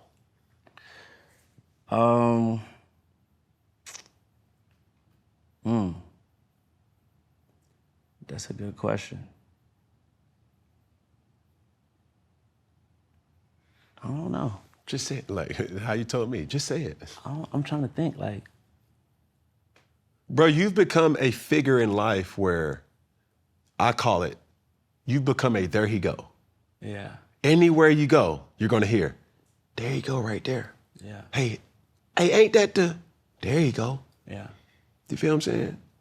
There is a stigma that comes with it, good, bad, or indifferent. And how have you been able to really unpack that, knowing how people look at you? I think a lot of people think that, what I'm pushing to the world, they have to do it. It's like, I'm not saying that you have to do it. And I'm not saying that I'm perfect. For me, I can learn from an infant. Even if it's just one or two things that you take away, that's a success story. So I'm not pushing to the world that you need to wake up at 3:50. I'm just saying get better. Wake up 30 minutes earlier if you're not happy with where you're at. Or if you're good, you're good, right? My content might not be for you. That's that. And then also I'm not pushing to the world that I'm better than anybody in fitness or anybody who's taking steroids either. I'm just sharing my story. Yeah. So when I'm running with the cars, I'm not saying I'm the fastest dude in the world. It's just tough to be able to move at this size. Yeah. So I think my biggest message to the people is just figure out, what you can get from this content. If you're gonna consume content, like get something from it valuable. Get yourself in the algorithm that's gonna actually help you. You know what I'm saying? That's my message to the people, and I feel like a lot of people can get that misconstrued. Now, there was something that I kind of peeped, and I've had to study or prep getting or preparing for the show. Do you feel that there's a disconnect between you and the culture? In the culture? Nah. For what? I'm from Jacksonville. Yeah. So, I haven't been on, this is my first podcast, with this culture, you know what I'm saying? So I was hyped, I told my team, I was hyped, I told my team, like, this one gonna be big, but like, I don't also put myself in a box either, though. Like, I can get along with anybody. I grew up in Christian schools, private schools. High school, I went to school in the hood. I lost 6, 7 teammates to gun violence. Wow. So I've seen it all. I've been to school in the country, hood, all white people. Like, I've seen everything, so I can adapt to my environment. But for you, during this time we've been together, it's been extremely, the title is intentional. This is an intentional person. So when we see certain clips and we see, you step into other people's world, it's been backed by, a certain backing religious. It's been, the safe audience, so to speak. I don't want to attack anybody. It's just been one of them things like when you say Jacksonville, that Duval, but you're a global star. Yeah. When you talk, it's not as if we can say, oh, you from New Orleans. I can hear it in your dialect. Oh, you from Atlanta, ain't you? Oh, yeah, really? no, I'm just saying, you can't. So what do you get from my speech? Nothing. That's what I'm saying. I can't tell you where you're from. So That's if we're on the phone and you don't know me, what do you think that you're getting? I would know. You wouldn't know. Black or white, you wouldn't know? Of course you would give off a black guy, but I wouldn't know where exactly He's from. Where you're from. Okay. So therefore, it's like, and a lot. So you think that's a good thing or a bad thing? I'm not here to say if it's good or bad or anything. What I'm saying is, for you to be intentional, and when you do see where you pop up at, when you do see, okay, the strategies of certain things, my question is, do you have a connection or connectivity with the actual culture? Yeah. You feel me? That's it. Yeah. I think you don't know what you're gonna get when you meet me because I've seen all of it. Mm-hmm. I was in school in Mississippi and I picked up a country accent. Mm. I was in the hood and I was, dang, okay, Ash, this ain't you either. I went to school, all white people. Yeah. Seeing that. So I had all different dialects. And then I realized, okay, seeing all of it, I'm able to just be myself because I've seen it all. Yeah. Rather than, oh, I'm from here, so this is me. You know what I'm saying? I think I prefer it that way. Yeah. I've been introduced to the world, so for me, it's no barrier. I like to be around my people. Yeah. So if you're not doing online training now, yeah, what are you training for? Life. I'm training for life. I feel like my faith plays a lot with my fitness as well because I've built so much, discipline in fitness. Mm-hmm. I'm gonna go to the gym whether I feel like it or not. Mm-hmm. If I'm sick, I'm still going to the gym. I'm gonna read my Bible. I have to do my faith the same way. If I'm not reading my Bible because I don't feel like it, I'm like, yo, Ash, you still going to the gym? What are we doing? Mm-hmm. So I say that to say, yeah, that's just what it is, just discipline. That's what I stand on. Do you have a home church? Yeah. Do you go to church? Yeah, I go to church every Sunday. So I go to Believer City and Miami. Okay. VU in Miami, and I go to One LA in LA. Yeah. Appreciate that. I think during this content phase of people's lives, like everybody's always judgmental. Yeah. Do you have a normal reaction to, going to church, going to the grocery store, going to, whatever it may be? It could get real tricky being thrusted into the public eye. Yeah. As a faith-based question, who's your favorite biblical character? Job, for sure. Yeah, Job. Okay, he lost everything, got it all back. Yeah. And, whenever life gets hard, I go back to Job. If you look at my Bible right now, those are the pages that are crinkly. My tears come from Job. Yeah. So definitely, yeah. Man, with you pushing faith and you pushing discipline and you pushing all this positivity, do you have any vices? What do you mean by that? Vice like, okay. My favorite character in the Bible is David. David, okay. All right. David was obedient. David was a leader. David was a person that was not perceived to be what God wanted him to be from others. Yeah. He had other brothers. And I believe it was Samuel going to look at him and say, hey, it gotta be him. He got all the muscles. Yeah. God him? Nah. God didn't send no message. Hey, what about him? That's another brother. God kept going back and saying, like, hold on. Do y'all got any more brothers and sisters? You know what I'm saying? Yeah. And a shepherd's boy, David, obviously the rumor has it, when he beat Goliath, that's when he started to get the attention. Mm-hmm. Now, when you start to lead people, from that type of dynamic, but he also displeased God with Bathsheba. Yeah. So when I mean vices, Yeah. this is a person who had multiple wives, Yeah. multiple concubines, and was a guy after God's own heart, a man after God's own heart. And when he prayed or when he had certain moments, God would give him anything that his heart's desire. Yeah. Even if he wanted Bathsheba. Yeah. But the way he did it was not pleasing to God. Yeah. When I asked the question, do you have any vices? Certain things, even for David, his downfall started to kind of get, like, dare I say, invincible, because he always was obedient to God's word. Yeah. It's better to be, what's the scripture? It's better to be obedient than sacrifice, right?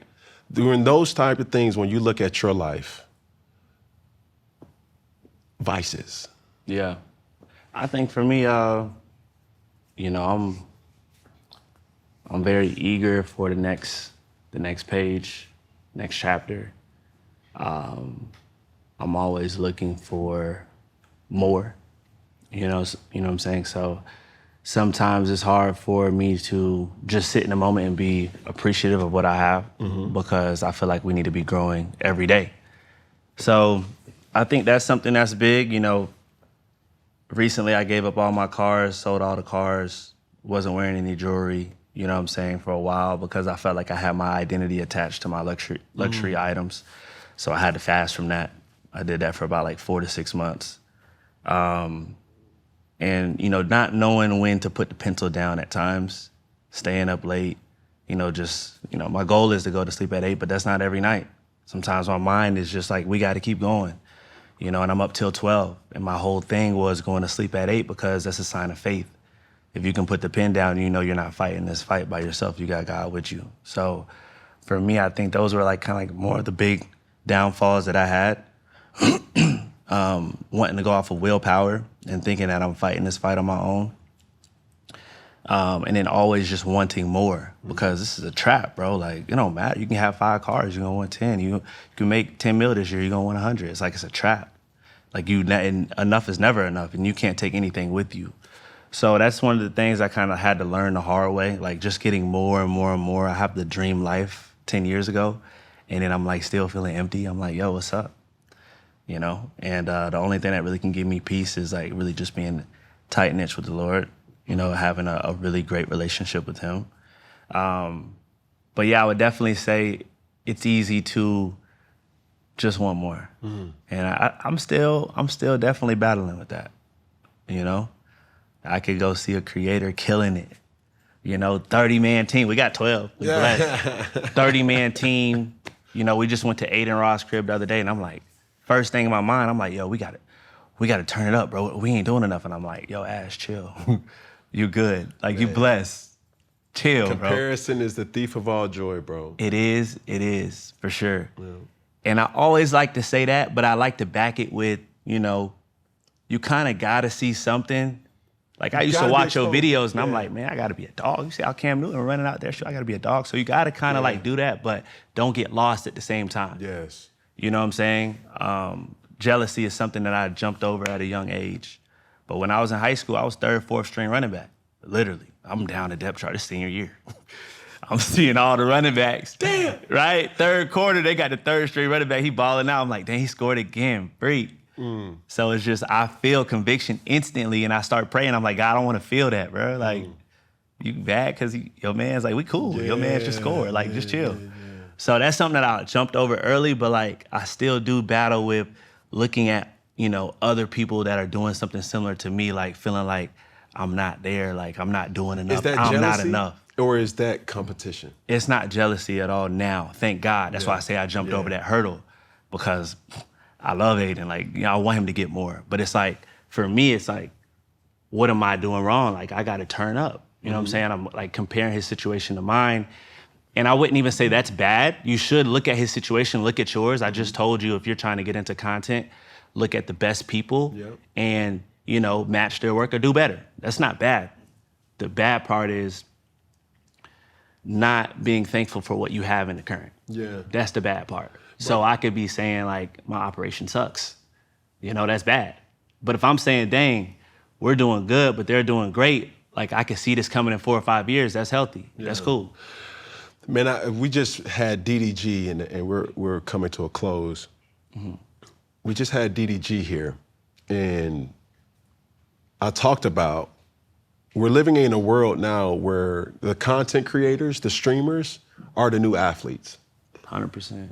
And my message to athletes, entertainers, or people that have a skill or influence, the real influence is being able to really shift the narrative how you want it to be. Yeah.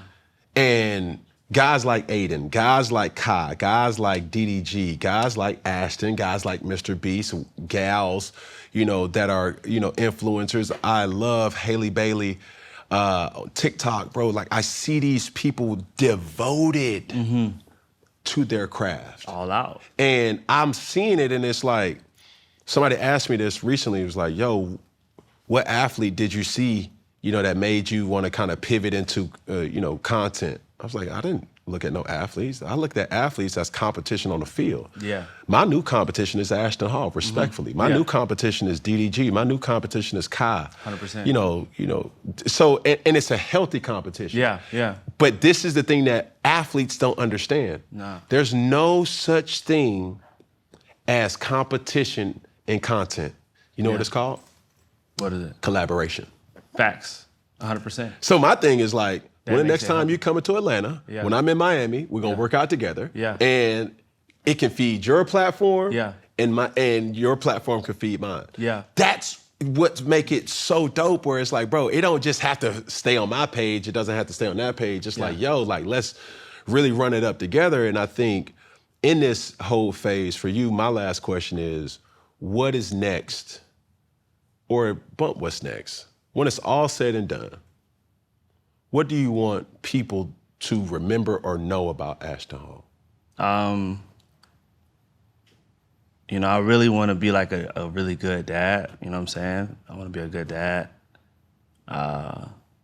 Hopefully I'm here to experience that. You know, it could be my last day tomorrow. But so right now in the present, I'll speak in the present because I don't even have a girlfriend, so that's far out. After this comes out, brother. We got the culture now, so look. Listen, but you go get some people. We gotta, Johnny, we gotta figure out a name for us. The Funky Friday Fiends. I have a name. I don't want to say it yet because I don't want to. You worse than Ash, don't you? I think I want them to see that, you know, I was a guy trying to give positive to the world. Yeah. You know, I know I can go in there and get crazy clips off of just pivoting and doing what the world is doing. I know I could. It'll go crazy. Oh, Ashton's doing this now. It's going to go crazy. But that's just not me. So I want them to know that, you know, at the end of the day, he's pushing fitness. He's pushing faith. He's pushing discipline. And it's not to crap on anybody. It's for them to get off the couch and keep going. That's it. Well, there you have it, ladies and gentlemen. Appreciate you, bro. Now, that was fire. Listen, when I say all together, we're going to say one love. When I say all together, we're going to say one love. When I say all together, we're going to say what? One love. What is like Bob Marley? Something like that. Kind of like Bob. What is the meaning behind that? Like nation. Bob Marley, right? Yeah, I love him. One nation type of stuff. Yeah, it's like my love is always, you know, God. Yeah. You know, and I'm a lover. We living in a world, bro, where What's your like background? Pentecostal. Oh, really? Non-denominational, yeah. Oh, really? So I seen folks catch the Holy Ghost early, like, ooh. Yeah, you came up heavy on that, yeah. Anybody in church that hear this, dun, dun, dun, dun, dun, dun, Were your dun. parents in the church, right? Well, my Parents, father, pastors? my father was a preacher, bishop, still to this day. My mom, matter of fact, I don't even know what. Yes. Man, my parents just celebrated 41 years. 41? Oh, they still 41. together? They still together, rocking and rolling, bro. They celebrated, 2 days ago? Ladies and gentlemen, when I say all together, we're going to say one love. When I say all together, we're going to say one love. When I say all together, we're going to say what? One love. Here we go. One hand out, one finger, one pinky, one thumb. All together, one love. Ladies and gentlemen, Ashton Hall. Love, brother. Thank you, bro. Love. Appreciate you, bro. Yes, sir.